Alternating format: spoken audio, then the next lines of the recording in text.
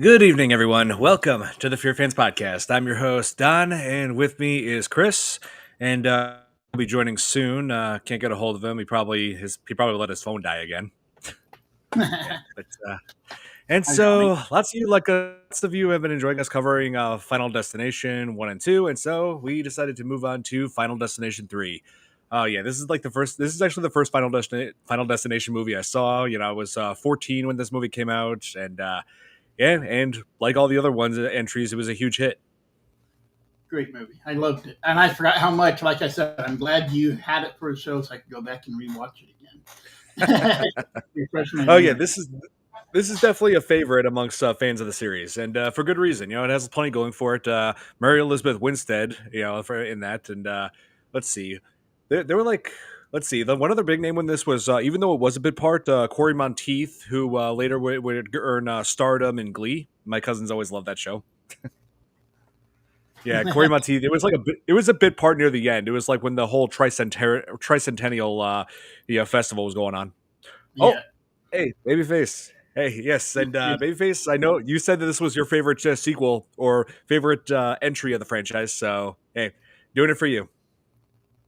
Chime in all night. Oh yeah. Yeah. So yeah, Mary And Elizabeth Todd, Winstead. too. Yeah. What? Tony Todd in it, too. Oh yeah, Tony Todd. Yeah, even though it wasn't the same character, he didn't prize his role as Bloodworth in this one. He played the that animatronic devil that was at that roller coaster, Devil's Flight. And he was the voice of the train conductor at the end, too. Yep, that's right. Only because Hey I just Tom, read about it. And so, hey, Tom. how's it going? Yeah. Oh, you're very very welcome, Babyface. Hey, I'm happy to do it.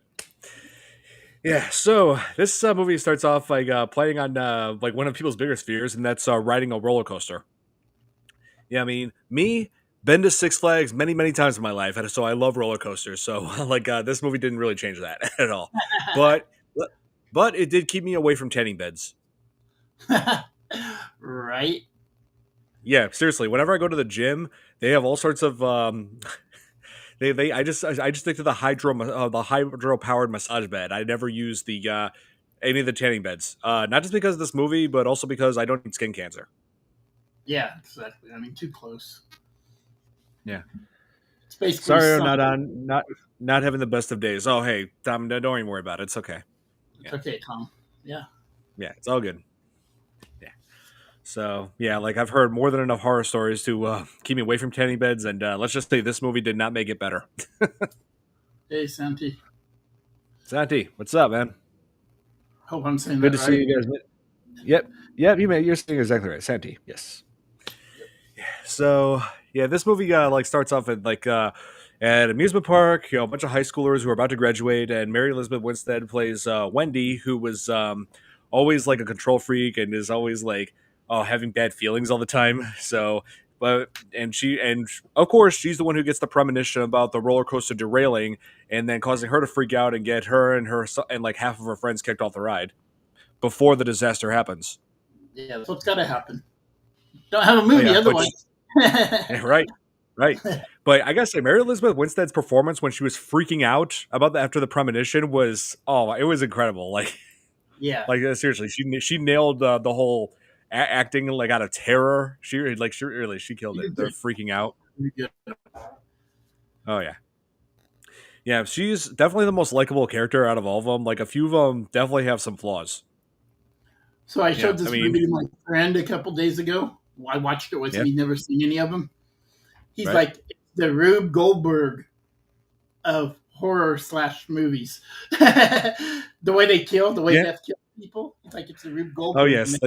Oh yeah. It's always when death. I mean, death in Final Fantasy. I almost said Final Fantasy. But death in the Final Destination franchise always exists as this invisible force that's causing these Rube Goldberg mechanisms to kill people with. Yeah, Like yeah. you think I love them. it's like, They're just oh yeah, easy, but I'd never thought about it's like that. I just looked at it like kind of. yeah, it's like this movie wants to make you feel paranoid about literally everything around you. Like you never know if one day there's gonna be a moment where I don't know a tree comes falling into my place, killing me, or if if my stove over there is going to blow up or microwave going to blow up. I don't know. Yeah, there's Uh, always this movie makes you want to be able to feel very paranoid about literally everything that's around you, your whole environment. I love the cast. Yeah, they had some pretty good people in this, but some of the characters though, yeah, not so much. right. Hey, how's it going, Alex? Yeah. What's up? Not much. Yeah, And this Santa's comment, I Chris out the glasses he got really make him look kind of close to Steven Spielberg. Thank you. I don't know about that, but thank you. I hear you. Yeah, but yeah. So so Wendy is like taking picture, going around with them to the carnival, like taking all these pictures for the yearbook, and of course, yeah, their friend, and of course, she has like this kind of sort of friend at the beginning, Kevin, who was who is friends with, who was like dating her friend, and like Kevin is like a bit of a creep in the beginning, taking like like what do they call those, like under skirt shots or something with a camera. I'm just like, really, dude. Yeah. But the biggest creep of this whole film was Frankie, definitely. The video camera. Yeah, yeah, who had the camcorder, was always making these. I'm thinking, dude, this guy is a sexual harassment lawsuit waiting to happen. Seriously. I know, right? Yeah, I mean, literally every single piece of dialogue that came out of that character's mouth, it just made me roll my eyes. Yeah. Yeah, He seriously. was like, yeah, he was the typical high school perv. He was. He was an absolute. He was by definition. By definition. Who played Kinley? Oh yes, that was Sam. Yes, that is absolutely right. I did see. I hated Frankie with a passion. Yes, I agree. Hey, I agree with you 100%, babyface. That guy was nothing but a creep. Yeah. Yeah, and also Mary Elizabeth Winstead. She was also in another movie that we reviewed around Christmas time, and that was that Black Christmas remake. Yep. Yeah, she was also in Thing prequel from 2011. Oh wow. Yeah, she was the lead. But I know that there's mixed criticism about the prequel to the Thing, but I do give it credit for for being consistent with what you see in the what was it, the original one that John Carpenter had directed. I mean, yeah, they do key. There is some items that, like, there's some things in there that stay consistent with, like that axe that was left in the wall, and the body they found. He wasn't even in high school. He was just, yeah, I know, right? He wasn't even a high school. He was just, it's like, what are you doing, like following these high schoolers around? Like, what? It's like, literally, what the actual hell is wrong with you? Yeah, totally.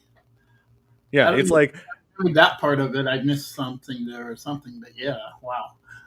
yeah, if I saw like a guy like that, like following my friends around, if I was a high schooler with all my friends, if I saw we had like some guy that we don't even like just perving on girls, I was like, I'm on the phone with the cops right then and there.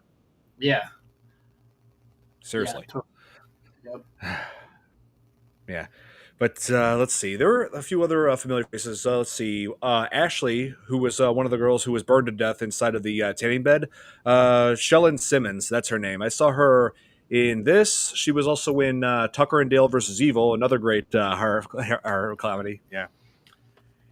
Yeah, that was a good one. And she was also in this really bad sci-fi channel movie that I saw like ages and ages ago as a preteen. What was it? Snakehead Terror.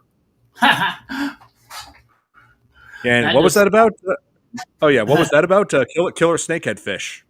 And let's see. Oh yeah, she was also actually no, I take that back. She was also in another bad sci-fi one. It was had John Rhys Davies and Giancarlo Esposito.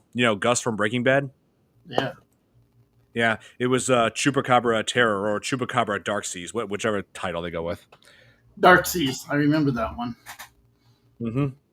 Yeah, also bad. I didn't watch the movie. I just channel surfed and I came across that and I'm like, wow, this is stupid, and then just changed it. My best friend's son was like in love with yes. Babyface. Babyface. I was just getting to that. She played the girl who gets killed off screen in the miniseries of It back in 1990. Where it's like, I'll show you how to float down here. Tim Curry, gotta love him. Love him. Yes. No matter what. I mean, I love Bill. Yeah. I mean, I love Bill Skarsgård's performance as Pennywise, but Tim Curry's will always be classic. Always. Absolutely. Yes, that's true. She was about, I want to say, 7 years old at the time when the 1990 miniseries of It. So, Yeah, like it's like I just barely recognized her. It's like, well, I mean, that's what happens when you grow up. Yeah, Yeah, I think she's like got to be in her early 40s by now. I imagine. I Yeah, I think. haven't Googled it or nothing. I probably looked at them all the other day when I was Let me watching. see. Ah, here she is. Shellen Simmons. Let's see. Year 1982. Okay, so she is in her early 40s. Yeah, Oh, and she's Canadian. 90s.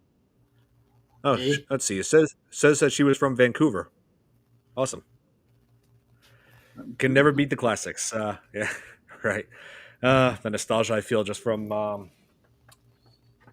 this. Yes. Ron, Oh yeah, change the subject real quick. Do you have Hulu by chance? Hulu. Yes, I do. They have a Jaws 50th something going on it this week somewhere. Ah, I yeah, keep seeing an yes, ad on TV. So I did get word. I did get word about that. Yes, I'll definitely check that okay, out. okay. I just wanted to make sure you knew. Yeah, it's just classics and Yep. Jaws. Yeah, I always get alerts about these things. She was Yeah, also in the remake of Carrie. Oh yeah, you know what? That's right. She was in that with Catherine Isabel from Ginger Snaps. Yes, the Catherine what's it called? Isabel. 6 degrees of Yeah, Kevin Bacon thing. right. Hey, Thomas, what's up, man? How's it going? Thanks for tuning in. Yeah, so this like I was very impressed with the way they did the roller coaster scene, like the roller coaster derailment from the premonition. Like when they oh man, it took like they had to like have them ride an actual roller coaster, which was much smaller in comparison to what you see in the movie. Because they took this roller coaster from an amusement park, and it was in Canada, I think Vancouver. And that roller coaster was 75 feet high, but they did some digital imaging in the to make it look like it was 200 feet tall, and pretty much like almost the same height as the Raging Bull that we have here at Six Flags. Oh wow. Yeah, I love Raging Bull. But anyway, but they did have the actors like on the roller coaster for like probably about I want to say 60 times if I remember from the behind the scenes footage I saw, which would sound pretty cool, right? Going on a roller coaster that many times, getting all that thrills, but it was taking a toll on them. Like they had to sit on towels because their butts were getting too sore. Oh yeah, that was a pretty freaky premonition. Even though it did. I don't think I do question the legitimacy of it because I don't think like that's the restraints of roller coasters. The where you have to have that thing down like holding you. I don't think some of them work with hydraulic fluid. I think it's like pressurized air. Yeah, and I don't Yeah, think I they think there's easy as they do either. But right. have to have it. I would have liked to seen how it went off the rails for real when it really did too. That would have been I fun. wouldn't want to see. I would not want to see a roller coaster go off the rails in real life. No, no, not for real. But I mean, like after her premonition, and they get him out of Oh the thing, and then in the movie how it came off. yeah. Also, why did they have her sit separately from her boyfriend, and vice versa with Kevin? That didn't make sense. I know there was something in the. I can't remember. There was something about being scared, and then the two of them were going to go. They flipped a coin or something, and the first two went, and then because she was freaking out because she didn't want to go on it because I think she'd already had the premonition, and then Kevin and her Right. ended up going on it later. Well, Santi, I don't really see Beetlejuice as like a clown. He's more like a trickster demon. Yeah, he wanted to Even sit. He wanted to sit in the front that bad, I guess. yeah, he did want to sit in the front. I know that too. It's yeah. I mean, hey, I mean, when me and my girlfriend went out, me and my ex girlfriend now, when we went on roller coasters, I was sat next to her. Right. Yeah. Wherever she wanted to sit. So, That's more important to me. I mean, yeah, I'm just gonna leave her with some random person. It's like, yeah, God no. I Yeah, mean, but so she I don't went know in that. like roller coaster 180 or something. I mean, or gate 180 that they had to go through. Yeah, I know they tied that in yeah. with the end, but Oh yeah, 180 tends to be a number you see in just about every Final Destination movie. thus my Yeah, name. If you flip my name I 180, Chris. So. I did notice that when we first started. Yes. So like you see all sorts of things like, and also they use a lot of green screening for when they had like carts hanging down. They just green screened that and then added it to the film to like a part where it makes it look as if it's attached to the rails just hanging off. But and also I learned that one of the actors' names he has a pretty like one of the craziest names I've heard. I mean not crazy like bad, but crazy like cool. His name, who played the actor who played Lewis, you know, the guy who was the jock of the whole group, and the actor's name, yep, and the actor's name is Texas Battle. I'm serious. So like I'm just like, whoa, how did he get an awesome name like that? And I looked into it, and he was in his career ranged from good movies like Coach Carter to really bad movies like Dragon Ball Evolution. At least you didn't say Jaws 4. No, does not make it much better though. Yeah, Dragon Ball Evolution is not much on the good side. Yeah, no, that's an insult to my childhood. That movie. Yeah, no, I like to pretend it doesn't exist. Anyway, yeah, curse number. Oh, Braxton, how's it going? Hey, Braxton. Thanks for tuning in. Yeah, we're just talking about the yeah, as you guessed, yes, the green screening. Yeah, we're talking about like how the roller coaster scene was done, and yeah, like this premonition, I'm guessing like terrified so many people that summer from going on roller coasters because oh man, like roller coaster derailment. It's like, it's very uncommon. I've been on roller coasters many times in my life. Not once have I ever had anything go wrong with it, ever. Right. Yeah, they're very safe unless you like Oh get yeah. the little crappy. And you can tell I would not ride one of those if I walked up to him. I think his character Evan Lewis from Final Destination 3 was also a biker. Oh, probably was. Oh no! I was about to say no. You're talking about Final Destination 2. Uh, yeah, probably. Yeah, I was about to say Evan Lewis. He was a Final Destination 2 character. But yeah, I got you, Braxton. They rode the roller coaster so many times that everybody wanted to pass out like Texas. Oh yeah, Texas Battle. Yeah, he and the actor who played Ian. Yeah, both of them were pretty much done with it. Yeah, by the time that by the probably like by the 40th time. I'm afraid of roller coasters. Well, they're very safe. You know, they always like at Six Flags, they always do safety checks all every single day on all of them to make sure they're working properly, and they have all sorts of fail safes. So like nothing that you see in in this movie will happen to any of the roller coasters. Right. The Yeah, two ones I like remember most, one was one through a haunted house, which was cool. Like, you get it Halloween time. And the other one, it went through two loops and like around, and then it took you backwards through the two loops. mm-hmm. Those were the last two I remember writing. And oh yeah, and at Six Flags we had this roller coaster called the Deja Vu, where it goes back and forth, like goes on like up to way up to like about like over almost 200 feet, and then goes the other side up another 200 feet. It's like one of those that goes back and forth. Wow. And also the announcer was always trolling people. He was saying when they had the ride ready, he was like, "Okay, hey, so everybody, everybody want a countdown?" Everyone was like, "Yeah," and then he was like, "Okay, 1," and then starts the ride. I love that. That's great. That's great. Yeah, oh my god. But seriously, yeah, I love that ride, Deja Vu. Some people say if this were one of them, they trust the amusement park rides, not rides at carnivals and fairs. Oh, I see. Yeah. No, Yeah, okay. yeah, I could say I see what you're saying, Braxton. Yeah, like there are a few carnivals that I'm not. I mean, I'm not saying all. I've been to plenty of carnivals, some nice and some that were not so nice. Yeah, but I haven't had any incidents like that where there are rides that break down, but not in the manner you see in this movie. Yeah. Yeah. And usually they catch Anything extreme or scary, I'm all for it. Hey, same here, Braxton. In fact, we just got a new ride over at Six Flags. Here, let me look this up. You. Are you taking Nick on it? Me and all the guys. Yeah, I got a season pass at Six Flags, so I just go like every single year. Here, in the Wrath of Rakasha. Rakasa. That's what it is. Wow. Here, I got here. I'll just share the screen to give you guys an idea of what this new roller coaster is at Six Flags. Yes. Hang on. Maybe. Did they do POV or is it? Oh, come on, give me a POV shot. Oh, okay, here we go. Oh, it's animated POV. Okay, close enough. Okay, hold on. I gotta. Oh, here. First, let me find this comment. Alex Johnson, who played Erin, also had her own TV series around the time called Instant Star. Oh, I think I saw that somewhere. Yeah, yeah, that's right. Erin. Yeah, she pretty much got herself ended from nail gun in this. Oh, here. Okay, here is it. Here is There we go. the Wrath of Rakshasa.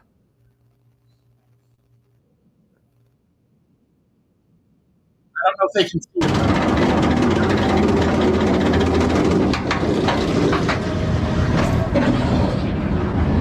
This is always my favorite part of it.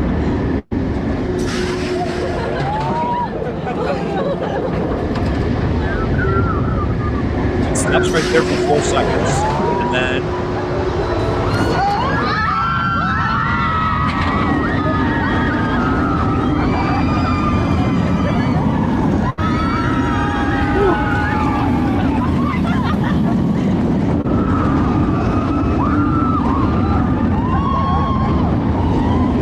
I'm totally with it. Come on. yeah.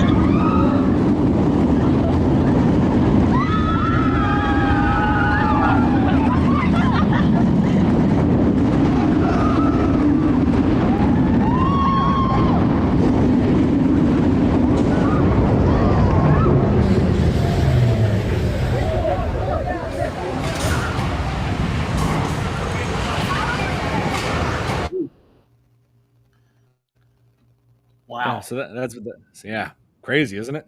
that's cool. Looks so much fun. It really does. I I didn't can't see wait that. to ride it myself. Oh yeah. It, yeah, like one roller coaster that I've always loved at Six Flags Great America was the Batman, which was been there since 1992, and it was put there to promote Batman Returns.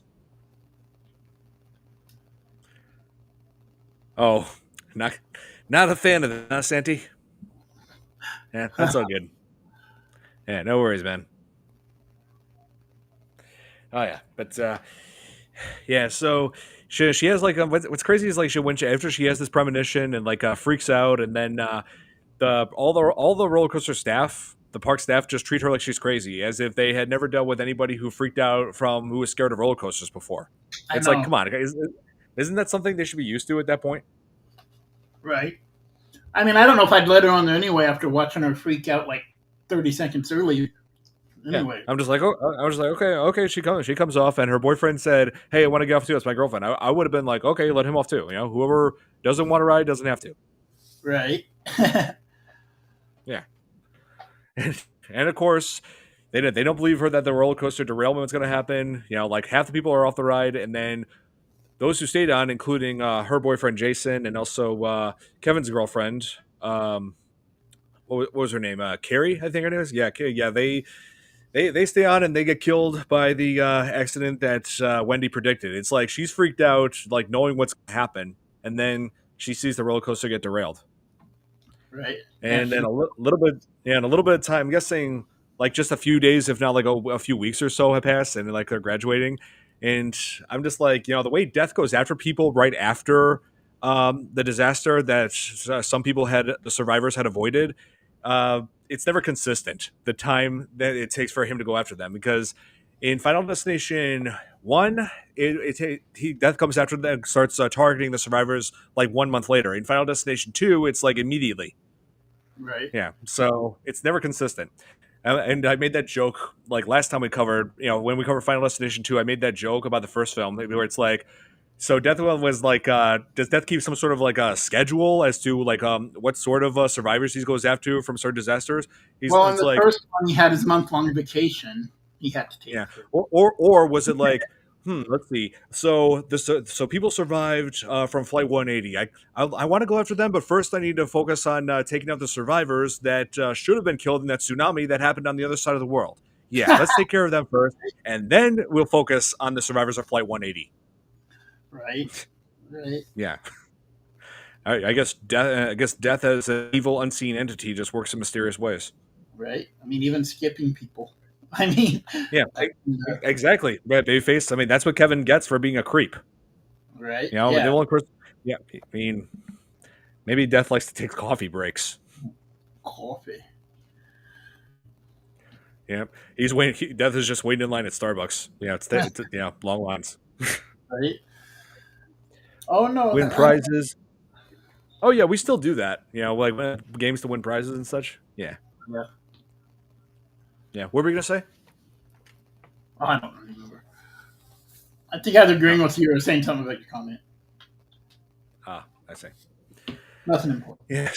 So like right after this, like when it turns out like Wendy, the pictures that Wendy had taken had like certain signs in there that could help them figure out like Death's design, like how certain people in those pictures were gonna, and there was like what looked like fire in Ashley and Ashlyn's picture. Oh yeah. And so, which leads them to the scene where Ashley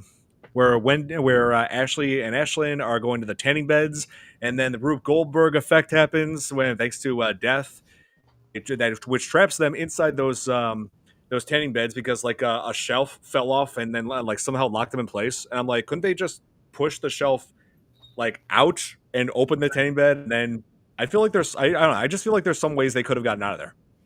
Yeah. There's always some. I had an issue with the door closing myself because he threw a tube, and even throwing a tube when it empties, it's still going to be solid on one side, and so it won't. But yeah, they were. They were creative. This definitely upped the gore. Like seriously, this had some of the most brutal deaths of the whole franchise. Yeah, it was great. I like the scene. And Nick ain't here, so I'm just going to say, Nick, there were boobies. Yeah. Yeah, they had to throw that in there. I mean, I think I think all of the Final Destination movies had that, pretty much. Yes, Ashley and Ashlyn went up in flames, and I've said this before on the show. I refer to that scene as burning to ashes because Ashley and Ashlyn, 2 ashes, burning 2 ashes. You can say they were fire. Yep.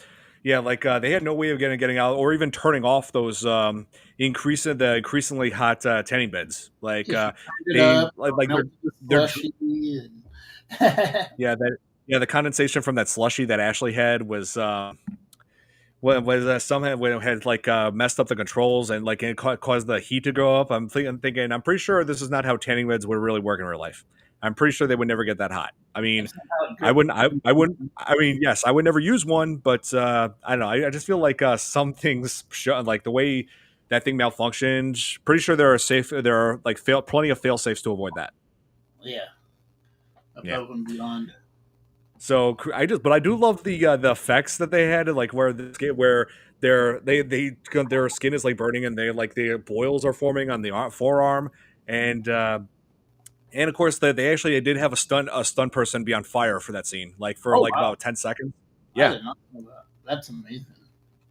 Oh yeah, and yeah, and that was like a very gruesome scene, but I do like the way they cut the scene to the funeral, like where it shows the 2 tanning beds like on fire, they're screaming, and then the very next shot shows the 2 coffins in place of the in like the same position as those tanning beds were. I like the practical effects were really good. I like that they played Love Roller Coaster or Roller Coaster of Love doing it. With its mythology, with this dead or the woman getting murdered with the scream. Yep, that's right. They had it coming. They should not have turned the heat up. Yeah, probably not the best idea. And they probably shouldn't have put up a sign that says "Be back in 15 minutes," so like no one would have gone into that place. Well, nobody could have gone in because Death also caused the Rube Goldberg to like have that door jam shut like with a bottle of lotion. Yeah. He put the lotion in there to keep it open, and somehow the door slammed it and shot all the lotion out. Kind of like odd, but have to have it for the death. So yeah. Oh, look up that roller coaster video too. Sorry, what was it, Braxton? Let me take a look. Look at the Kingda Ka roller coaster. Kingda Ka. Why do I know that name? I'll definitely have to look that up. Yeah, thanks, Braxton. Kingda Ka. It sounds like a Street Fighter move or something. And as much as like and they talk about in the funeral scene, like the priest was like talking about how we are like equal in like death size and like and of course Ian being a punk, but I do agree with him in this one bit where he said, we're all equals in death eyes, all of us. How it's like how could you say that, dude? Think about it. Charlie Manson made it to 70. Osama bin Laden's still kicking. Vice presidents, well, and all the atrocities they committed, they're alive and well. And these two girls who done nothing to anybody don't even get to live to be 18. Where's the equality in that? And Right. I do agree. I do agree with them. There is plenty of scum that's still in this world. Yeah. You know, but of course, this was. I should point out this film was released in 2006, so this was before Charles Manson's death. This is before Osama bin Laden was taken out in Neptune sphere. Yep. Yeah, so he uses Absolutely. lotion as a door stopper. I don't think that was intended. I think it was part of the Rube Goldberg equal in death size. Yeah, I do. It's like yes, Ian was a punk in this, but he did have a point. Manson. Oh no, referring to Charles Manson. Yeah. Some of Marilyn Manson's songs are creepy, though. I'll agree there. Yeah. But Yeah, Marilyn Manson. Yeah, that guy gives me the creeps. yeah. Oh yeah, and of course, then of course one of the people they definitely. I mean, even from the start of this movie, I knew they were going to kill him off. It was Frankie. You know that the pervert guy who was following high schoolers around. Yeah. Yeah, and was somehow had never had the cops called on him or anything. Yeah, he really like they're like Wendy and Kevin were like in a drive-through trying to pick up lunch, but then there's a truck that has no drive. Like somehow when was somehow just when it was going downhill. Like seriously, where'd that truck come from anyway? And there Yeah. was yeah, and there was another truck that was backed into their side, so they couldn't get out of their seats or get out the door. It's like apparently everybody's like the most irresponsible drivers happen to be on the road today. Apparently, Right. I yeah. mean, trying to set him And up for that so Rube Goldberg death. So, yeah. And so they kick up the windshield to get out of the car, and and of course, when that truck crashes, it sends like the engine flying right into the back of Frankie's head, and the fan like dices up the back of his head. I'm like, oh my god! I was like, wow, that was gruesome. that was. And then his little necklace goes flying off, and they pick it up, and they're like, "Oh." Oh my god!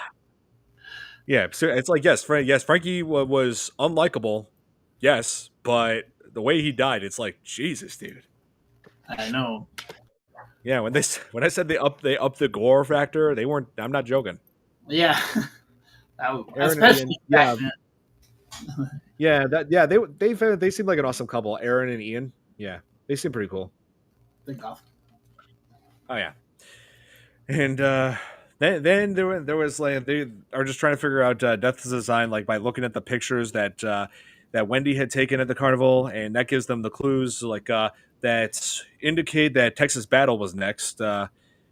Let's see, Texas Battle. I always remember by him by that name. That's like one of the easiest names to remember in this whole movie. But yeah, Lewis. Lewis was in the gym, like working out with the guys, and that whole gym was pretty much everybody was like on some high testosterone. They were just like, oh yeah, but That's the jock steroid film. oh yeah, and of course Texas Battle is like dismissive of Wendy, saying you're on crack, both of you. Yeah. Completely dismissing, saying, "Hey, I'm not meant to die. I'm gonna become NFL star." Yeah, Yep. and as he's lifting those weights, and also those swords, why they actually kept real swords in that place, like hanging on the wall. Right. I know. That's not what got him, but Yeah. Oh, it made you think. It's like I love this how it built suspense through that scene. Like basically think the swords yeah. are gonna kill him, but Swords were but not- in a way they did, but not the way we expected. Yeah. I thought they were going to be the direct cause of. I thought he was going to get Yeah. decapitated or. Oh yeah, and whoever built that gym was stupid enough to have electrical outlets right next to a water fountain. Yeah. Yeah. I mean, that's smart people. So, yeah, he was like lifting the weight so hard that it shakes the swords off the walls and like slices the wires that are connected to the weights. So he lifts the weights one more time, and the weights come down and smash his head. Yeah. He goes, Yeah. "Ah," to like prove his point. Yeah.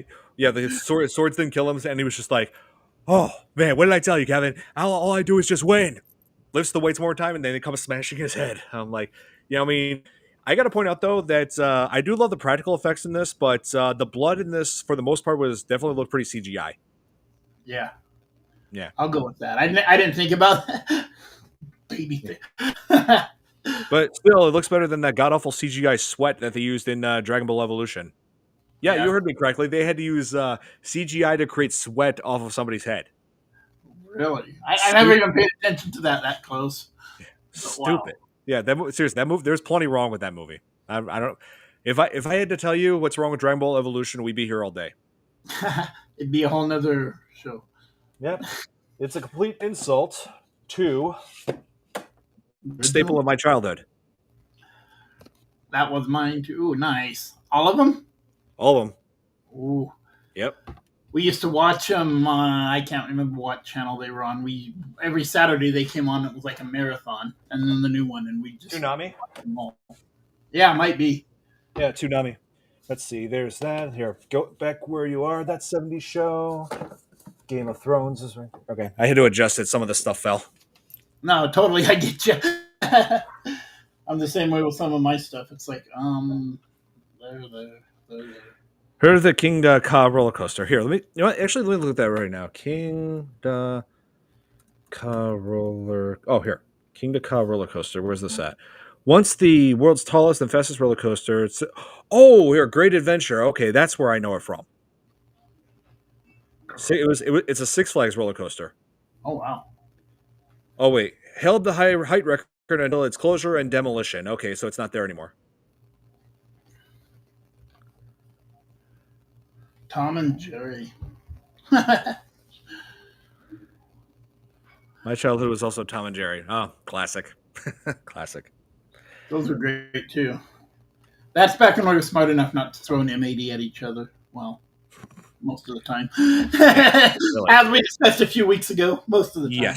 Yes. Just barely survived not having my fingers blown off. Yep. Yeah. So, Mike, if you're watching this, thank you.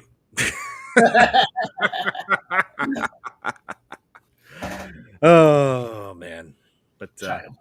oh yeah, childhood. That's childhood right there. Playing with explosives. Yeah. Yeah. Absolutely. Playing explosives and watching things that you're not supposed to watch. Yeah. Yeah, like watching Evil Dead when I was 10, seeing Resident Evil games when I was 7. Resident Evil, that first when you find that zombie and it turns around and that's the first zombie ever. I didn't see that until hell out of me. I was about to say I didn't see that until later on. I saw first Resident Evil game I saw was Resident Evil 2 because my babysitter introduced me to that. He had it on the N64, and let's see, later in my teen years. Uh-oh. Bringing out the good stuff. Later in my teen years, I managed to get my own copy. Yes. Yes, and I love the remake even more. Seriously, that remake, they improved everything 100%. Yeah. Oh, I had to yeah. have good graphics. Yeah. Oh, hey, Babyface, I totally hear you. Totally Babyface. There's, I get nostalgic too. Yeah. No, somebody was like motorcycle. I know, and there was a weird noise right behind me too at the same time. So we were both sometimes I look at this stuff, take one little trip down memory lane. Oh, Joe. Hey, Joe. How's it going, man? Hi, Joe. How are you? Just woke up. Oh, no. I got it. Needed sometimes. Oh yeah, you can get away with that a lot more. Yes, you can get away with playing this game a lot more without having to worry about what your parents will think. Yeah, but I will say this: in the remake, obviously, it's a lot more graphic. Yeah. Yes, I remember him in Pixels. That was 10 years ago. My God, seriously, where does time go? Oh. Yeah. So, Joe, Final Destination 3, your thoughts? Have you seen it? Yeah, I saw it today. Oh, excellent. Awesome. He remembered about me. Yeah. How do you think it compares to other Final Destination films? I didn't see the other ones. No? Oh. Okay. Well, I will say this though. This like pretty much did its own thing. It like while the second film pretty much continued on like with characters and like events from the first movie. This one was just its own story. It's like I mean, it did reference briefly certain like the disasters from the first two, but none of the characters returned. Like not even Bloodworth. Yeah. Only Death returned. Yep, we were just talking about that anime nights. Yeah, like Lewis was in complete denial about Death and after them that they can't just cheat Death, but he's like, no, Death is afraid of me, and I'm just like, no, Death is not afraid of you, and he's definitely not afraid of taking your life with those weights. Right. I need yes, you definitely should, Thomas. Final Destination, a great thrilling series, and yeah, watch them, and definitely work your way up to Final Destination Bloodlines, the newest one. Amazing sequel, and it was a pretty nice send off for Tony Todd before he died. Still the only one I haven't seen. I You should see it. definitely need to. I saw it on Amazon or something today, and I Wait, not saw it, but I saw it was on there, one of them. And I was about to say, is it on any stream services now? Because I would love to rewatch it. yeah, I think it is already. I saw it on one of the streaming services. Any plans on reactions? Yes, now that I'm reacting to music videos again, I will react to some Skillet, some more Linkin Park. Trying to figure out what other artists, but yes, I will definitely react to some. Oh, fun fact: the girl Perry got hit by a flagpole, never made a sound, not even when the pole hit her. Yeah, that's true. Yeah, like I don't know, they like that girl Perry like wasn't even in the film much. You know, like she just like was introduced briefly near the beginning, then got killed off in the end. Like For that pretty much, picture. yeah, it was pretty much just cannon fodder. Yeah. She was there to make you think Sister was going to die quicker than she did. Oh yeah, Basically. yeah. I like how this movie like puts you in suspense and just toys with your expectations. Yep. Yeah, often. Yeah. Oh yeah. Where? And, Hardware store?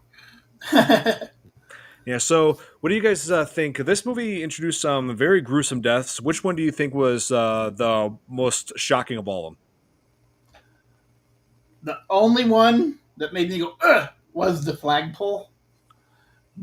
But I think the one that really made me go, holy, was the nail gun. Oh yes, where Aaron Oh yeah. was knocked into a nail gun that just had a mind of its own and just started like putting them right through those nails right through her head. I was Yeah. like, oh my god, man! I know. She had Right? some in her arm and everywhere. It's like, Jesus. Oh my, seriously, that was insane. The flagpole one actually made me go like, oh. The other one that's like, ooh. Jesus. Yeah. Oh yeah, I love it. Love Skillet. The roller coaster one was definitely the scariest. Yeah, I mean, even though it was premonition, yeah, it got pretty brutal, especially where especially where Texas Battle. I know his name's Lewis, but I just keep calling him Texas Battle because that's an awesome name. Was That is. yeah was thrown from the coaster and like hit like one of the pillars of the coaster, like, and that had to have shattered all sorts of bones. My God. Yo, for somebody that used to ride the roller coasters at all the amusement parks, especially like Six Flags and Gurney, you know, I mean, that was like one of the scariest thoughts of that, the roller coaster derailing while you're on it. Oh yeah, I mean that's You literally. know, it kind of brought that fear to life. Oh yeah, I mean that's like the one thing everybody's afraid of on a roller coaster. With is like if literally anything goes wrong, you know, with the roller coaster is stopping or if it's going too fast, you know, there's always something that people are going to be freaked out as far as, or just the height alone. You know, I mean, you don't. I mean, look at Raging Bull. Well, I wasn't afraid of the height or anything like that, but that's the thing that I feared the most. Because when I was down in Great America, like the very first time I went, you know, I was maybe 9 years old, Mm-hmm. and they were just running tests on the tidal wave. You know, it's just that big loop. Yeah. You know, and the car derailed while they were testing it on the loop. Holy crap! You know, and they opened it later that night. Yeah, it did open before the end of the night and started running. That's crazy. You know, and I did go on it. That's a holy shit laugh. That wasn't a funny laugh. But Right. it's like, you know, man, to think that shit can really happen when you're on that ride, on those rides. Yeah, I hear you. Oh, here. Anime Night says, do you really think Wendy, Julia, and Kevin really did die in the train in the end? Yeah, I think so. I mean, she had the premonition of that train derailing, and the train number backwards was 180. So immediately you knew something was going to be up. And then she had the premonition. By the time they tried to stop the train, it was too late. You know, it was in like the screen cuts to black before the train going derails and kills everyone. So I think it is safe to say that Wendy, Julie, and Kevin did in fact get killed in the train. Damn mouse. Yeah, no, right. A mouse calls another Rube Goldberg effect on that train. Yeah. Yeah. Oh, that got me thinking. Frankie's camcorder that he had on the roller coaster. He took it with him as he got off. But in Wendy's premonition, the roller coaster plays a part in the roller coaster derailment. So yeah, I'm guessing that changed something from the premonition. That's what I was saying. I would have liked to seen how it got derailed. Yeah, I guess it did another way. Death just figured it out another way, right? Yeah. Death finds a way. Yeah. Yeah, it's in this case, it's not life finds a way like in Jurassic Park. Nope, death finds a way. Yeah. Yeah, it's like you can't cheat death. No, you can't. No matter how hard you try to change the circumstances, if it wants you, it's going to get you. That's right, Joe. Like I was saying earlier, that the Final Destination franchise, it feels like certain franchises make you afraid of all sorts of things. Like Jaws makes you afraid of the water. Child's Play makes you afraid of dolls. But Final Destination makes you afraid of literally everything around you. Yeah, you don't know what's gonna, like you said, tree. I got a tree right here that could fall any time. Yeah. Yeah. So, and it's like you can't go to the gym. You can't go to like all sorts of different places with that, like because that's how it was in this movie. Yeah. I mean, they had a great plan to stay alive until they screwed it up at the end, all getting on the same car. Right. Train car. Yes. Oh yeah, Tony Todd, God rest his soul. Yeah, he was definitely one of the biggest anchors of the franchise. You know, and with him gone, the franchise universe definitely won't be the same without him. You know, no horror franchise will be the same without him. And our anime nights, I should have mentioned, years ago, I actually did meet Tony Todd at a convention. I even had a picture taken with him. You know, amazing guy, such a nice guy when I met him. That's so awesome. Yeah, and when I heard back in November, you know, I just had a hard time believing he was gone, and I didn't even know he was sick. Yeah, that's amazing. I mean, sad. Yeah, and amazing how quick he went. I mean, yeah. I was about to say this Final Destination franchise is probably going to make people what do they call it? Agoraphobic, like the fear, the fear of leaving the house. Yeah. Yeah. So going outside is dangerous. That's what everybody's taking away from the Final Destination movies. Don't go to a hardware store. Don't work at a hardware store. Yeah. Don't go in tanning beds. Don't go to the gym. That was that tanning bed scene. Oh my God! I know that just like, you know, in a way you kind of like, well, they kind of deserve it, but at the same time it's like you can't believe how things went, and they got pinned in those machines because of the way that things fell. Right. You know, and that thing locked both those beds in place, so they couldn't open them back up. Yeah, couldn't they just push the shelf out from there? I feel like they could have done that. I don't know. And you would have thought that they would have actually tried to move sooner, because the one said, "Oh, it's getting a little too warm in here for me," you know, and stuff like that. And it's like, why couldn't you move out of there sooner? No, they had to wait until they got locked in, and Locked in, then burning to the point where they were on fire. oh, that was beyond lobster. Yeah. Hey, Irene, how's it going? Hurricane City. Oh, yeah. I was going to ask. Hopefully, I was about to say, hopefully the hurricanes. Hopefully, you've been avoiding the hurricanes. I'm sitting here in my house. I'm saying I'm not going outside. Nope, nope, nope. Okay. So you're safe in your house, though? Yeah. My house is on a huge hill, so yeah, the water just runs down, and I plant a whole bunch of fruit trees up front, so nothing's gonna happen here. Okay, I was about to say, I hope the hurricanes have missed you. uh, I've been through several of them. Doesn't bother me. Here we go again. Yep. Makes you wonder what places from the second and fifth films the people went out of business due to all the deaths being bad for. Yeah, I imagine. I would Yeah. definitely imagine Anime Night. Yeah, I imagine that that roller coaster is definitely going to be gone. That's a no-brainer. That little tiny tanning bed salon's gonna be shut down for Oh sure. yeah, that tanning bed salon is out of business, no doubt. Let's see. Does insurance for that? No. Maybe the gym would stay open. I mean, I think that was like a high school or a university gym or something. right. Yeah, so yeah, they would definitely stay open. Yeah, no, they would definitely would. I think it was a college team or something because he said we're going to work out and play for 4 years and then go pro. So I think that was like his college team that he was getting ready to go to summer practices. Basically. Oh yeah, but hey, the NFL is definitely one of the hardest things you can get into. Yeah. It's like what? Yeah, American 6% or something like that. I forget.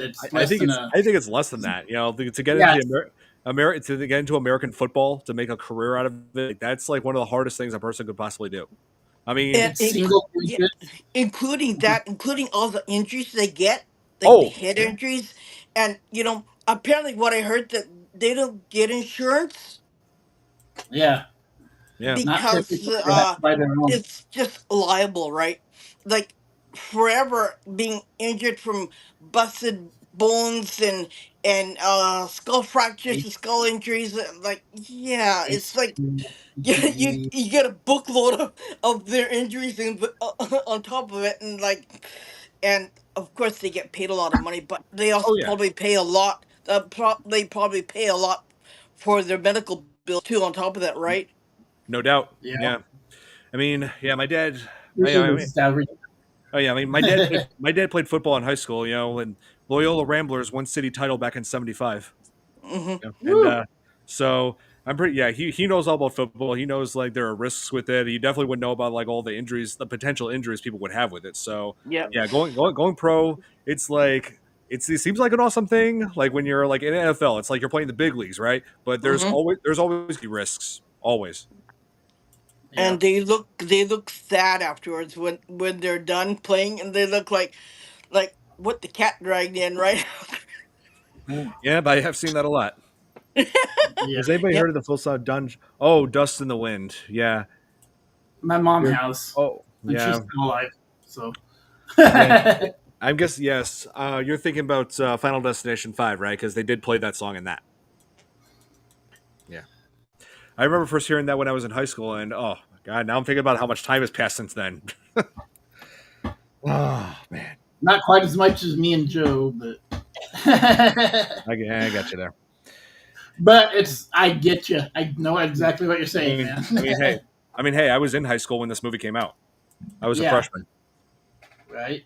When was it? 2000? What again? 2006. Oh, okay. That was when my daughter was born, 2006. That was when I broke my ankle. Shattered my ankle. Yes, that's right. Final Destination 5 was a prequel, and that was the nice little plot twist that they had at the end of it. That takes place right before the events of the first Final Destination. Hmm. Oh yeah, I forgot. Yeah, and like I said, there were some familiar faces in this one. Irene, Mary Elizabeth Winstead. This is right before she was moving on to bigger and better films. Like other horror films that she was in was that Black Christmas remake that was also released in 2006. let's see. Oh yeah, and also the Thing prequel from 2011.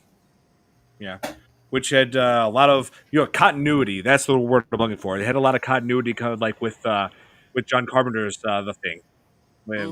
So that was another good show too. That was another good, kind of like interesting movie. I like that one too. Yeah. It wasn't that bad. I liked it. I liked it too. Yeah, it's It like was a great thriller. When you're bored. I mean, it's like sure that the Thing prequel was not. I mean, sure, it was not on par with the original, but it does still deserve a bit of praise. Yeah. Yeah, if you're not doing anything, sitting there, you got popcorn on your hand, you got soda. Why not, right? Oh yeah. It also had that actor that me and my ex girlfriend always called him Gingerbeard from Game of Thrones. Yeah, seriously, we always call here. You know what? Let me look up that guy. He was he was wait, you know what? Here's me faster. Oh, and also Mary Elizabeth Winstead was also John McClane's let's see, Bruce Willis's daughter in Live Free or Die Hard or Die Hard 4. Yeah. I remember.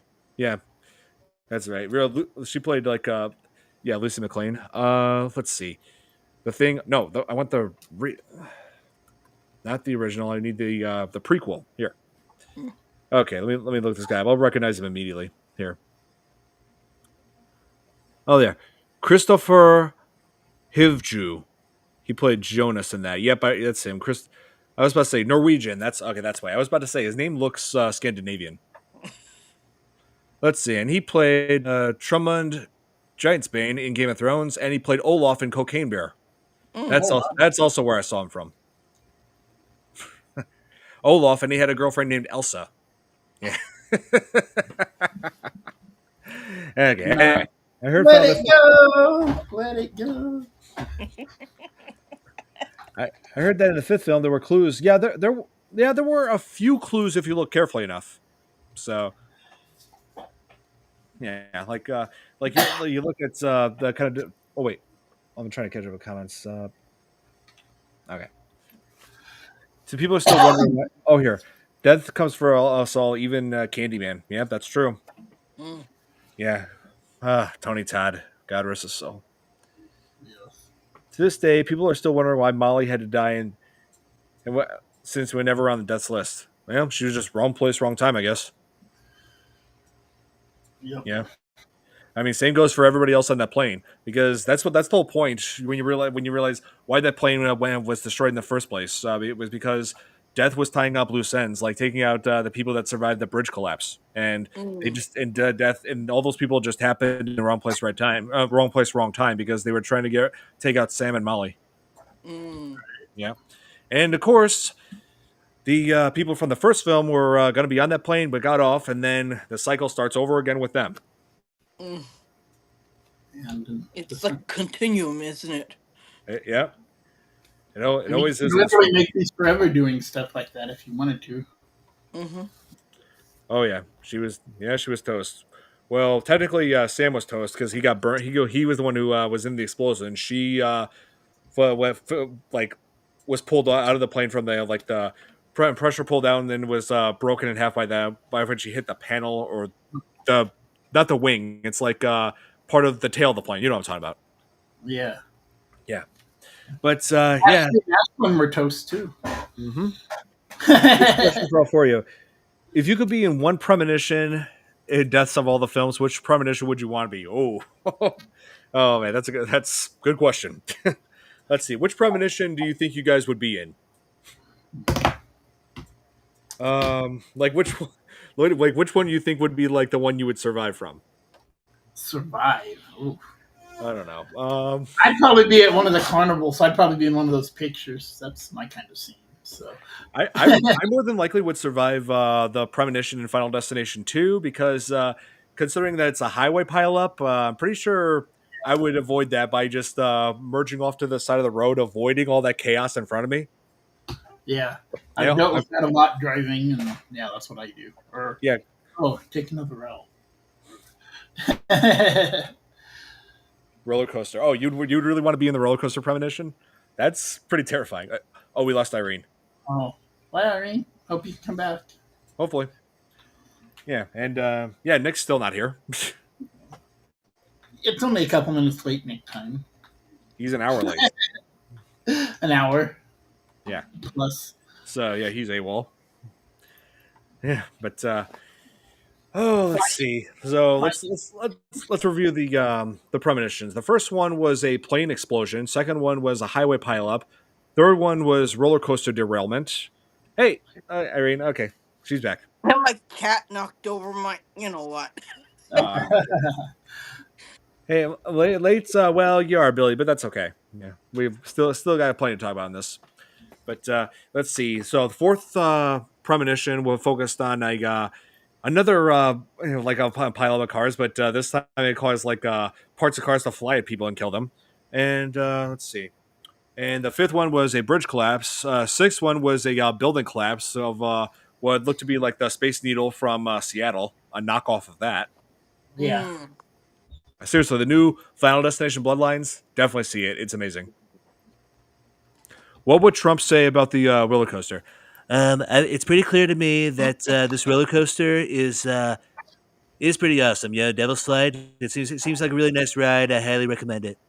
Yeah, you'll thank me afterwards. I'm dead. Yep. Thank you. Don, can I ask you a silly question? You may think it's weird or not. How many people have died out of weird deaths after making so many after in horror movies? What do you think about it? Do you think it's something that happened, or do you think that it's there's something there that's funky there that did that, or would you think it'd be a curse? I mean, yeah, some of these deaths in horror films do happen. Like, there are like all sorts of variables to that. Like, if there are characters that'll make dumb decisions in horror films. I mean, that's been a thing since from the beginning.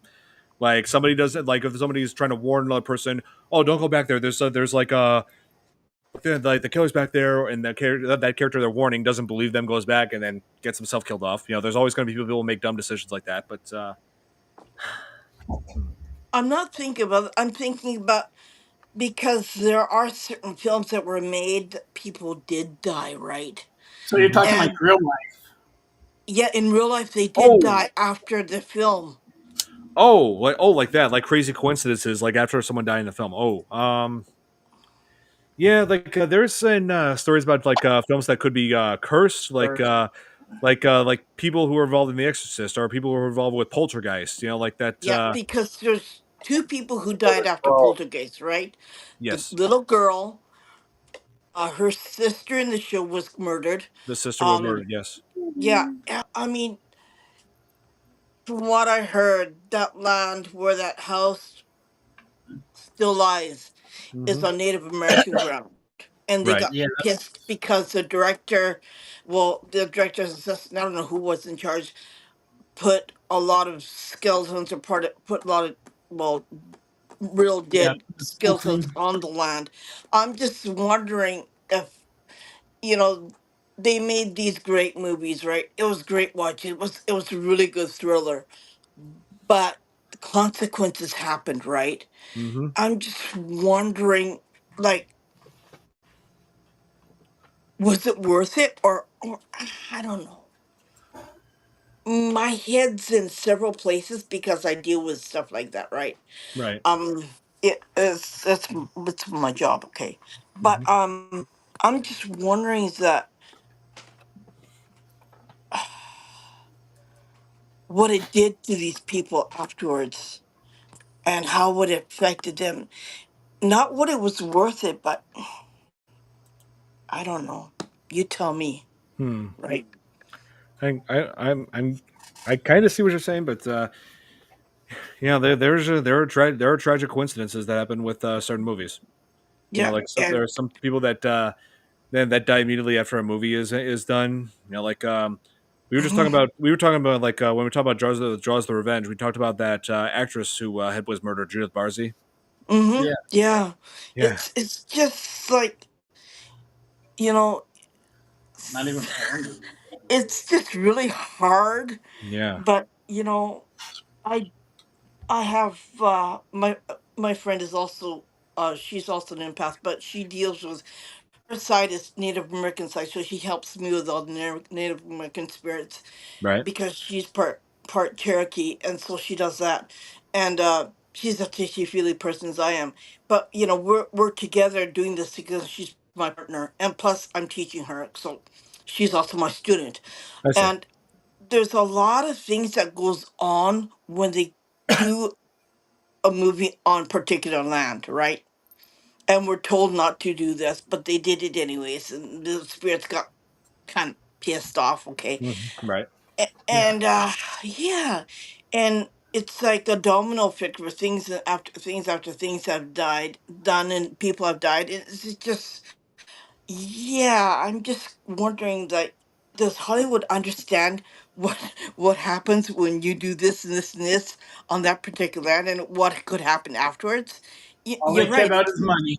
Oh, Yeah, All yep, they care about is money. that's all Hollywood's is focused on is making money. That's Yep. true. Uh, Yeah, uh, it's like it's sad yeah. because somebody's got to die, and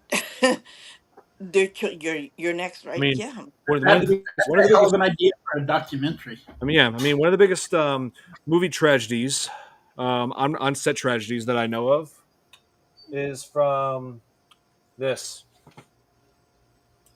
Mhm. When Brandon Lee had suffered a fatal prop gun shot while making The Crow. Hmm. Yeah, like is definitely one of the biggest tragedies. Like it makes it all the more sad knowing that this man is gone. Yeah. But Yeah, Yeah. but And the that father that died too, right? that Right curse. before I was that. just supposed And to say it's that it. They his were saying, father died yeah, in a similar way. yeah, mhm. yeah. Yep. And Uh, as far as it was curses are sad. concerned, um, with Asian, with China, that you're not supposed to do these things on set and blah blah blah. That it's going to create a curse effect, and the father died and the son died. I don't know curses like that in Buddhism because that's what I do. Okay, I'm Hmm. also Buddhist too, but um, I don't know of any curse that if you use kung fu on a set that it will take your life. I've never Right. heard of that. Maybe there's something about it that I don't know, but from what I learned, yeah, I'm still in the air with that one. I gotcha. Yeah. Tragedies they can happen when you least expect it, and when it has, it has that effect on literally everybody involved. Yeah. And Yeah. yeah, and let's see. Oh, Billy's asking, do you think the real Final Destination should have been one and done? Definitely not, because I do. It's like Final Destination is unique as far as the whole concept that deaths around us. It's acting as like an unseen entity that has control over your environment, and if you do something that like cheat death, it does not like Mhm, that, and mhm, it's like you're supposed to die, so death mhm. creates another way for you to die. Yeah, So exactly. yeah. Like if you do something that says, okay, I don't want my wife to die, so they have to choose somebody else to die in that place. As a reality as a fact, as a reality, right? Hmm. So It, it doesn't matter if it's next to you. It doesn't matter if it's the person that you know. It doesn't matter if it's one of your children. It doesn't matter. It happens. It has to happen, and you just can't cheat it no matter what, because somebody has to be in that place if that person doesn't die. It's one of my favorite franchises next to Nightmare. No, Street. Oh. Yeah, I can understand. I see where I see what you're going with this, Irene. Yeah. Yeah.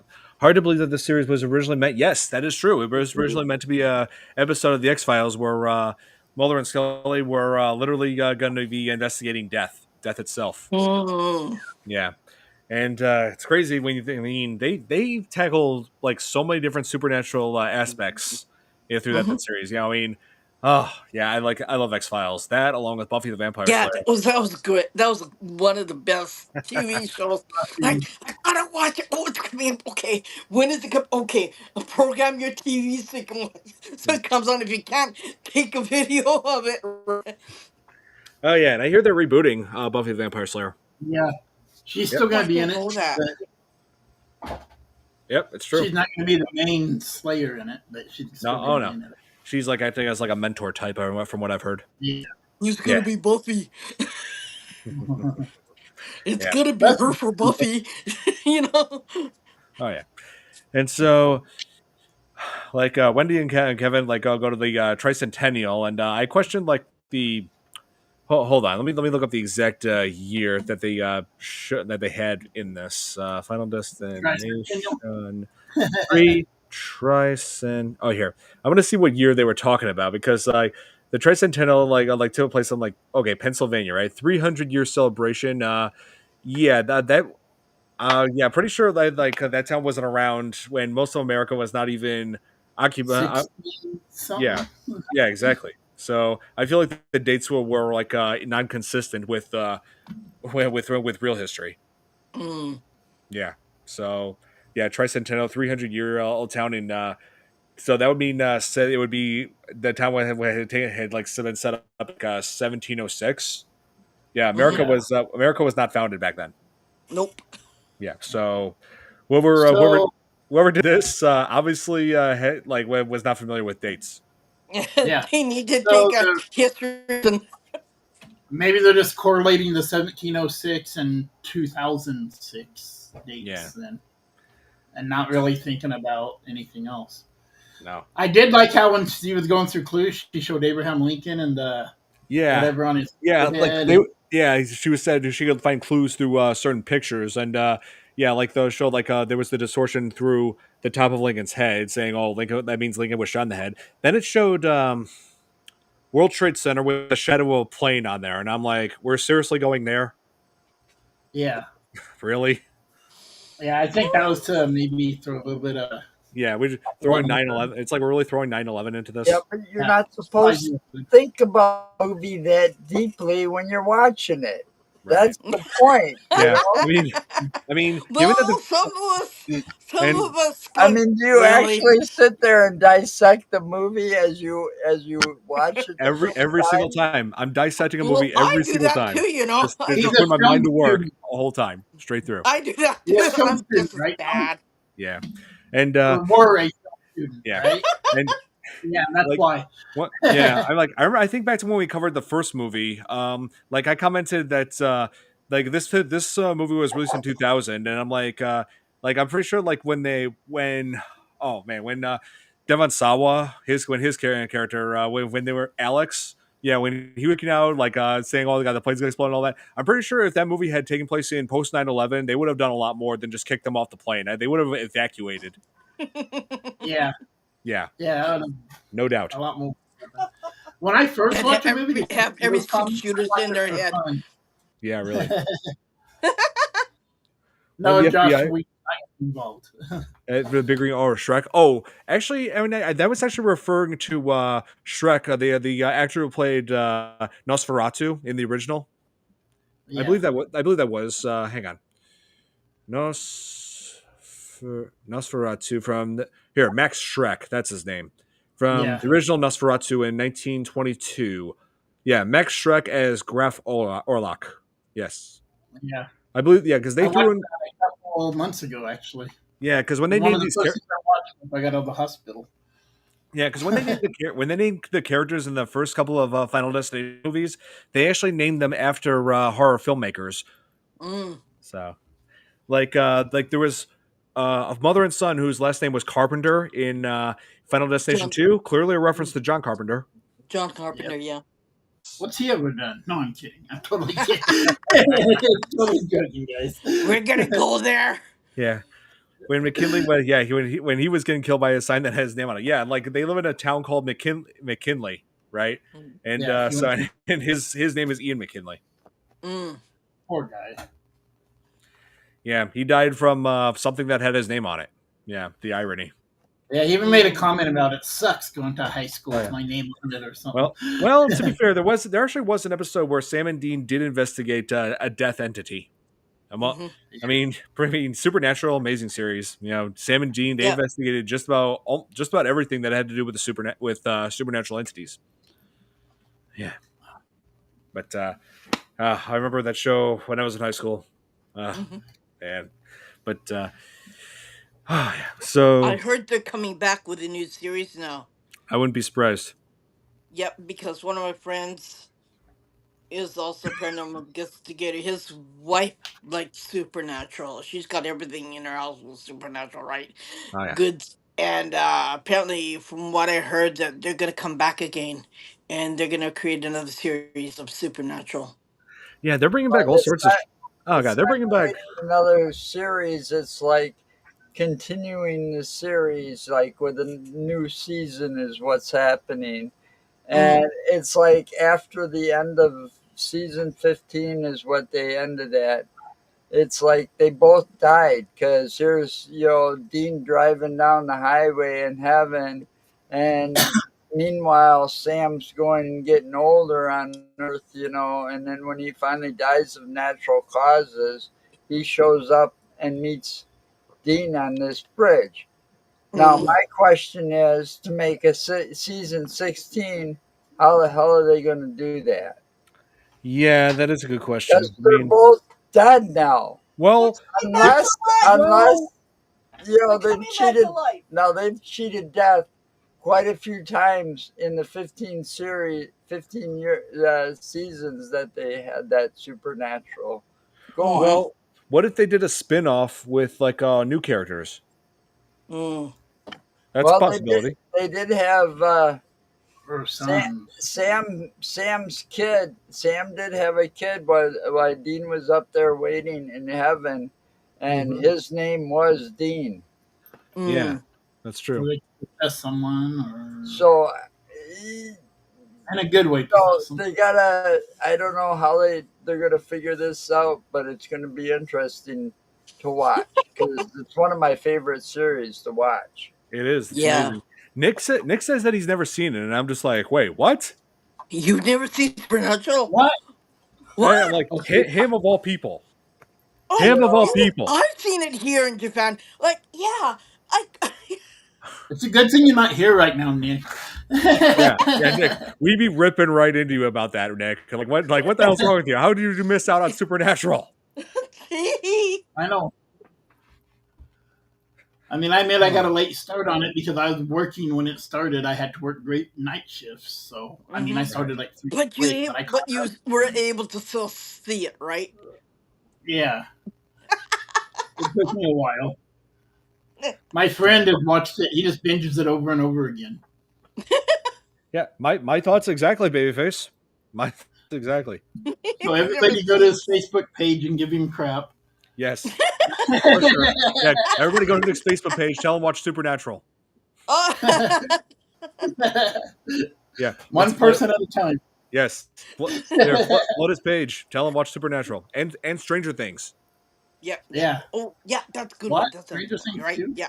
Yeah, Yeah. Stranger. Yeah, if he does not watch Stranger Things, I tell him you got to watch it because it's an amazing show, and we got to cover the rest of the seasons before the final season comes out in later this year. Well, I've never watched Stranger Things myself either. So. Well, hey, there's a lot of. But, there's a lot of those things like Supernatural. You can stream all 15 seasons if you've got Netflix. Mm-hmm. Yep. Yeah, there's a goof in the second film. I had cleared a photo of her as a girlfriend and a friend. Yeah, I was about to say, like, Alex and Carter, it's unlikely that they'd be in a photo together if all those characters were involved, considering that they were not even friends until after some of those characters had died. So, yeah, you're not wrong there. Right. And yeah, I mean, those two were pretty much at each other's throats at the start of the film. Yeah. Your mic is gone weird. Me? What? Me? No, Don's. Don? I can hear him. Yeah, he can hear me. Yeah. Yeah, now you can. I prefer Are You Afraid of the Dark? Yes. Oh, the nostalgia I get from that. Oh, the I like that one too. the 90s. The hitchhiker. Yeah. One of mine. Yeah. That hit. Tales from the Crypt. Yeah, oh yeah, Tales from the Crypt. Yeah. Are You Afraid of the Dark? We actually joined we did a crossover with another podcast series called Tales from the Podcast, who have been covering Are You Afraid of the Dark show for months now. We joined them for a couple of episodes talking about the Tale of the Nightly Neighbors and the Tale of the Quiet Librarian. So definitely check those guys out. Tales from the Podcast. Oh yeah.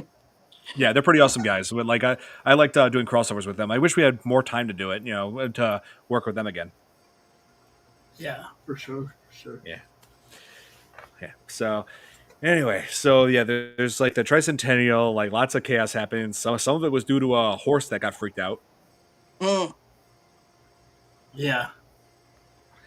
Oh yeah, the horse. Ladies on the ground. Yeah. I should change my name to the Night of the Living Dead. Ooh, the Tale of the Shiny Red Bag. That's one of the best. Yeah. Ooh. There's a YouTube video where this guy made a video called "You Can't Beat Death" as he debunked the "You Can't Beat Death" Final Destination. Sorry, but anyway, yeah, I'll have to check that video out. Oh man, so yeah, like then like of course Kevin's face got burned, almost got himself like an explosion. And of course, Ian thinks that Wendy is the reason why a lot of people are dying, like because after he just witnessed Erin have her head nailed in with that nail gun. Yeah, and like he came to the conclusion if she killed herself, then they'd all stop because she was last in line. Yeah. Yeah, and so like and like of course like those fireworks, and she like ducks avoiding those fireworks that were going off, and all of them of course miss Ian as well, but they still play a part in the way he was killed because they hit that lift which came down on him and crushed him to death. And that blood in there, totally CGI. Reminded me a lot of the window from when the little kid dies. Oh yeah. The other Final Destination that we covered. Yeah, that's right. That's right. The one where the kid was coming out of the dentist, chased those birds. Those birds flew into a guy at the controls. He knocked the controls, causing a glass plane to the crane to drop a glass plane down and crushing him to death. Yeah, remind me kind of the same thing, except they left part of his body out there. Right. Yeah. And there was an alternate scene. I forgot to mention this. There was an alternate scene of the tanning beds where Ashlyn ended up getting out of the tanning bed and tried to get Ashley out, but they ended up getting electrocuted instead of being So they were going to take this in a direction where instead of being burned alive, they were just electrocuted. But the whole burning alive in the tanning bed, like being set on fire, that was definitely a much more gruesome and like the scene. So and how you can take the picture of them being electrocuted unless there was like a lightning flash in the background or something. Yeah, so as gruesome as the burning that was, I feel like that was the much better scene. Yeah, I feel like that was more fitting. Yeah, well, think about it though. I mean, that's probably some of the most common fears of people. I've never had to use a tanning bed, but I will never use one. Like if they fall asleep in it or somebody, that's probably their worst fear is like burning to the point where, your skin starts bubbling. Yeah, exactly. I mean, it's like the roller coaster thing. When you first go to amusement park, I mean, that fear goes through your head when you go to ride a roller coaster. It's like, what if that thing derails and I'm up there? Yeah, like I said, that is one common fear people have of the roller coaster. Well, they took a lot of the common Joe, you got to tell my husband that because he'll be the first one in line to ride that roller coaster. Oh, man. It's nuts. And they got a new one here where there's no bottom. There's no place where your feet go. You're in the frame. What? Yeah. Yeah, you're just saying. I've seen those. No. It's, no. It's kind of like you're just strapped in, like. Oh, man. That's crazy. Yeah, no. Well, we kind of do have something that's similar to that. Superman Ultimate Flight. Uh-huh. Where like there's no place to put your feet. You're just like laying down on here because that's what it's supposed to simulate. You like flying like Superman. Oh, okay. Yeah, that's what that is. I My almost husband has to take off his glasses and put it in his I pocket, should right? yeah last And they last go, last time I was on it, I almost lost my Oakleys. Yeah, so Oh, I had to hold other on. things that go with it, right? Yeah, Whoops. I spent that whole time like riding that ride with being like this, just holding my Oakleys on to make sure they don't fall off my face. I would if I had my Oakleys on. Yeah. Oh yeah. He did mention that you did tanning bed in high school and he got skin cancer of his shoulder. Oh, really? James A. Janina Nisi. Oh, man, that's wow. Well, I'm glad he's okay. You know, because that's because that's serious stuff. Yep. Right here. Yeah. So yeah, I think like I saw a couple of his Final Destination videos, but not the third one. Yeah, I do follow some of James Hitchens' work on Dead Meat. Yeah, he does a Kill Count series where he talks about how horror films were made and also like the way people died. You know, like pretty much laying out the whole horror films for you. So yeah, very talented man. He and his wife and his friends on that channel, they do amazing work. Yeah, Never mess with tools. Oh yeah, Dead Meat. It's a great horror channel. Is it YouTube or? Oh yes, he is a YouTuber. Okay. He runs the YouTube channel Dead Meat, where he goes over the deaths in horror films and how the horror films were made. So awesome. I like that. Oh yeah, awesome channel. Yeah. So and Final Destination 3 also taught you to never mess with tools. Yes. And also if death is targeting you, probably not the best idea to go to a hardware store. There's all sorts of different things that can kill you there. Always unload your nail gun. Okay, so that means I can't go to Home Depot or Menards anymore. Well. Ooh, I love Menards. Make sure you got your insurance card filled out properly. I mean, yeah, I'm pretty much frequent over at Home Depot. You know, I always like to look at different ways things I could use to improve my condo. You know? Yeah, absolutely. I get you. Oh yeah. All right. Right now, I'm looking for some more outdoor lighting for my balcony. Well, that was pretty smart though, considering that they showed pigeons. Yep. With the nail gun, he's like, "Oh, I gotta get rid of the pigeons," you know, and he gets up that lift and he goes up there with a nail gun. He loads it and he starts shooting the pigeons. You know, that is a common thing in places like Menards and stuff like that when they had the outdoor lumber yard. The birds getting inside the store, you know, they'd have to do something about them because at night they would set off those alarms. Yeah, that's true. So they got to get rid of birds some way. So that was a common thing because, you know, like if you look at one of the Menards from back in the day, the whole back end of the store is pretty much opened up to get out to the, you know, lumber yard itself. So you still stay within that point of sales. You know, you don't pass the point of sales that way. You got like guard checks and it's all fenced in and stuff. But part of the store is always open. So birds and things can get in it during the day and be in there. So that was a common occurrence where they had to try to get rid of the birds or something so that the alarms would stop going off at night. Right. And that's that didn't. We got crows here that are huge. They'll attack we do anything. too. Yeah. Oh, and also, I would like to think that Kimberly would return. I mean, they have been talking about her in Final Destination Bloodlines in the last movie. But to point out, Babyface, you would say that there was a deleted scene. That was only for like a deleted scene from the third movie, but it was never officially canon. But Kimberly was apparently killed by a wood chipper accident, which also raises questions as to why the hell would she be anywhere near a wood chipper after everything that's happened. Yeah. So get out of there. I would be like the most careful person in the world if I figured out this in real life happening. You know, like, oh, my friend and my sister, and I'd be like in a padded room right now. Probably. As close as possible. I mean, like that stick behind me somehow going to fall and hit my TV and knock over on me, and you know. Let's see. You Somebody's didn't pray enough. yeah, somebody's bathroom above me is going to be like filling up with a tub of water, and then that water is it's gonna rot the my ceiling above, and then that toilet, and then that tub is going to come crashing down on top of me. or it'll drip onto your like computer and electric shock, or pours onto the power pours, or the water could just pour onto the power bar right here and just electrocute me. There you go. Yeah, that could happen. The mouse. Actually, no. In Bloodline, it was revealed she was alive. Yes, that's what I was trying to say. In Bloodline, and she was revealed to be still alive in that.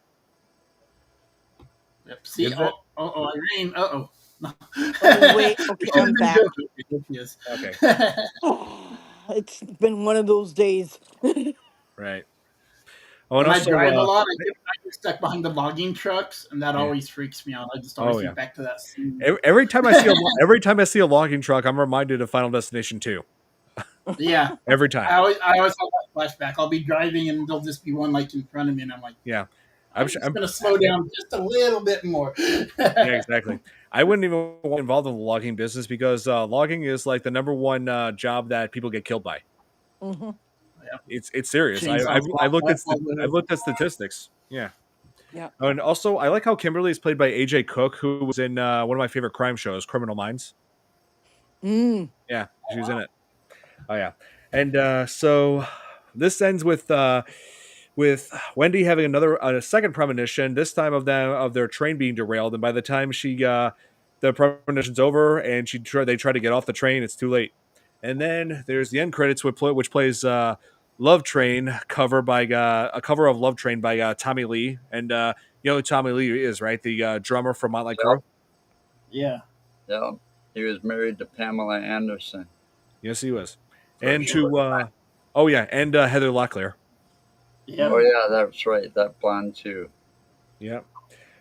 Two childhood crushes right there.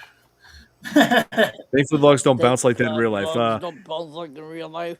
Yeah, they actually did try to do that for the film, have the bad logs bounce, but no, they didn't bounce. They just rolled. So instead, they just used CGI for the logs to bounce off. She's gone again. Yeah. They don't bounce too bad. But the gun was jammed. No, it turns out like all the bullets were duds, which extremely unlikely. Mm-hmm. That's because Death didn't want him to die that way. So right. So yeah, Death decided, oh wait, he's not supposed to get it yet. Here, let me just fill these with blanks. Right. Yeah. Nothing like shooting blanks. Right. Oh man, so he'll kill you, or hurt you really bad, actually, but yeah, I mean a blank could still hurt you. They still got the wadding and the. Didn't somebody just get shot from one last year or something on a movie? Or no, that was. Oh, she was. She was in an episode of Goosebumps. Oh, that was a real movie, Chris, and that was a real gun. It was supposed to have blanks, but it had a real bullet. Okay. Thank you, Joe. It was that movie Rust. Ah, yes, that's right. That's a more recent gun accident that happened on a set. Right. Yeah. And we also had an involvement with Alec Baldwin. Right. Yeah, Alec Baldwin. That's the one I was thinking of. Yes, yeah, that was Rust, the movie Rust. Oh, yeah. Oh, she's gone again. Yeah, hence why he wasn't in the new Beetlejuice. Oh, okay. Yeah, it's because of that. And so if he wasn't coming back, then Gina Davis wasn't going to come back. Oh, wow. So, yeah. They had to be together for it. Otherwise, not at all. Right. Yeah. Oh, makes sense. Everything good, Irene? Messing with my.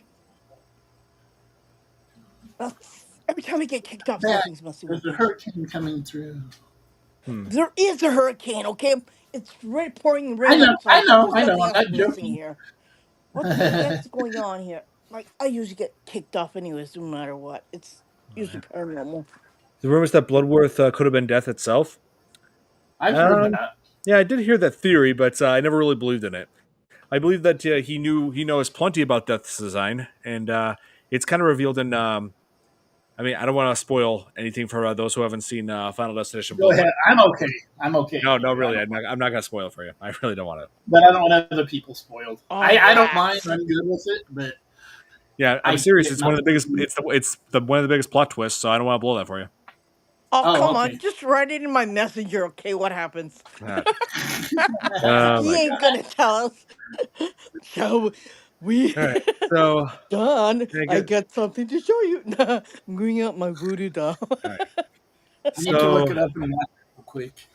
It's hard for me to watch the last 5 minutes only because of all the flashing lights.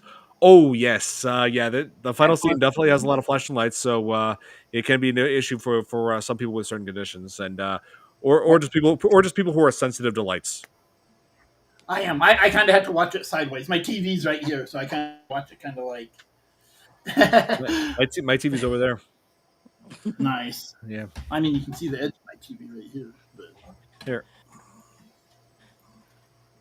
Oh, that's cool. That's the big one. 55-inch. What inch? 55-inch smart TV. Okay, Nice. I only have a 35-inch. Yeah, with a PlayStation. 75. That's what the one out in the living room is. Nice. Yeah, with a PlayStation camera on top, and that's how I do the live streams. Oh, cool. I wondered about that. Do you have PlayStation 1? Which one do you have? 5? The 5, yes. Which is Wow. Right there. right here. Okay. Nice. Nice. And also I have this. Actually, the PlayStation has to be on in order for that to work. Hang on. We have 3 PlayStation 5s in our house. Oh, wow. One for every child. I got an Xbox, whatever the latest Xbox is. Oh, no, sorry. Series Also, soundbar right here. Okay. So that way, yeah, that fills the room. Here. There it is. Oh, Okay. cool. That's just I a like light. Yep. That's cool. Oh, yeah. That's cool. I like that. I do. Oh, yeah. It was at the PlayStation store, and I thought, why not? Heck yeah. That's Okay, now I gotta fix this. I'll never give Sony any of my money ever again. Wait 1 second. Oh, and here's the thing. Hang on. Siri, turn off my TV. It won't work this time. Oh, nice. Yeah. I was going to say, every time I try and brag about stuff like that, it never works. Don, Yeah. is your internet expensive? Is what? Is your internet expensive with... Somewhat. $35. That's cheap. Ours is 180. Bad setup. Yep, that's definitely what I was going for, babyface. 35, and I tripled my speed from Verizon. What do you use? We have fiber optic here in Japan, so it goes to their telephone. And I use Xfinity. Nice. Xfinity's good. Yeah, I have the router on the floor right behind me. Nice. Yeah, my router's right here. Oh, here it's. Okay. Ours is downstairs in my son's room. Well, I don't pay for internet. Nice. It comes with your. It's included. Nice. Nice. In our condo association fees. Cable and high-speed business internet are included. Very nice. Jeez. So I've got like a, what do you call it? Higher speed than the normal person from Spectrum. Right. Because we're on because you have the business one, so that's nice. Yes. So that's going to be it for this edition of the FearFans podcast. Final Destination 3. It's definitely one of my favorite entries of the series. But the series does take a dive from here with the Final Destination, which is one of the lesser of the films. Yeah, isn't that always the case? The best ones are the best ones above, and it goes near the end. Mm-hmm. That was awesome. Oh, thanks, Babyface. Happy to do it because I knew you were a fan of this film. So yeah, and this is definitely a fan favorite. Hopefully, we met your expectations. Hopefully, yeah. Even though some of us are not here, I mean, Kate is going through some sort of a medical thing that she's about. So yes, I want to address that. yeah, Kate, hope you're doing well if you're seeing this. All you got to do is Prayers Nick for Cage. you. I'm praying for you, Kate. I got healing power for you. Yeah. I'm just hoping Nick has a good excuse for missing out on this. Oh. Yeah. Well, you know what? My You co-host can always is get AWOL. him on the next show. You know that, and I'll be watching that one if I don't have a doctor's appointment. Oh. It was a blast. Glad you enjoyed. Very glad you enjoyed. Yeah, so it was one of your favorites. I'm glad we lived up to you. Oh yes. So what are we doing next time? Do you know? Next time, I'm actually going to be on vacation this whole week. Okay. Oh, nice. I can't guarantee that we will cover FearFans in there because 8:30. I'm pretty sure me and my family are going to be doing something by that around those evening hours. No, that's understandable. Yeah, I mean, hey, family come. I put family above everything else. So yep, I always say that family first. But when I come back, I decided we should cover a horror musical because Lollapalooza is going to be going on in Chicago, and that's our biggest music convention. Yeah, our convention, biggest music event. Driving through there at that point. Yeah, we were driving through Rocky Horror Picture Show. Nope, nope. It's going to be Little Shop of Horrors. Oh, Little Shop. The original, or the one with Rick Moranis. That was my favorite one. I love Little Shop of Horrors. Oh, I love it. Rick Moranis, right? This is what we're covering next on the FearFans podcast. Yeah, but that one with Rick Moranis was actually a remake. I know. Yeah. Still doing it anyway. I had tickets to that up in Denver, and they were on when I was in the hospital. Yeah. Oh, and so I had to get rid of them. Well, I never got rid of them because obviously. I see. If you could change Alex's death in the second film, what it would be? I don't know, literally anything else. Because a brick falling on his head. I feel like he would have been smart enough to avoid that.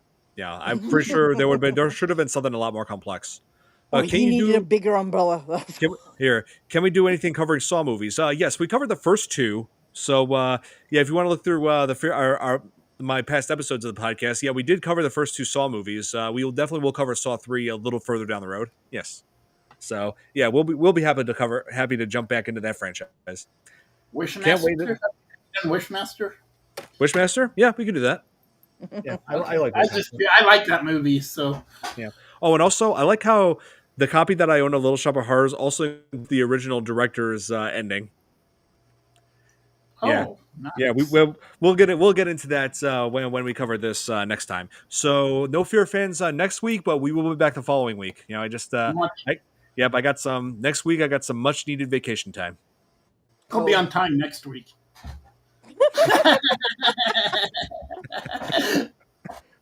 Oh man! And also, I'm sorry. I'm sorry. Oh, and also, Leon. Hey, how's it going? Yeah, sorry to say this, but you're joining us right as we're wrapping this up. Yeah, go back and watch. It was a great episode. But yeah, please go back and rewind and watch this because we cover some pretty crazy stuff on this. Oh, so I just want to say Happy Day of the Dead. Yes. Everyone. Yeah. Oh God. All right. Yeah. Take care, everyone, and hope you guys enjoyed. Hit the like button if you did, and I'll be definitely if you haven't subscribed to my channel, definitely subscribe to Things Network, and I'll be working on some more reaction videos real soon because I'm starting up doing music video reactions again. Can't wait to do more. Yeah. So hope you guys enjoyed this edition of the FearFans podcast, and have a good night, everybody. Have a good night. Bye.